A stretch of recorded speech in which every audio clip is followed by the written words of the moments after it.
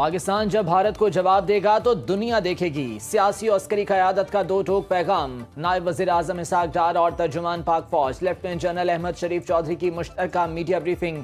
भारत में 15 मकामात पर हमले की खबर को मोदी के गोदी मीडिया का प्रोपेगेंडा करार दे दिया। नायब वज़ीर आज़म इसहाक डार ने कहा, पाकिस्तान अपने शहरियों की हिफाजत के लिए पुरज़्म है, अवाम को घबराने की जरूरत नहीं। मुसल्लह अफ़वाज ने जिस तरह भारत के 5 तैयारे गिराए वो उसे हज़म नहीं हो रहे। DGISPR लेफ्टिनेंट जनरल अहमद शरीफ चौधरी का कहना था कि पाक फौज कौम के साथ खड़ी है, फतह हक की होगी।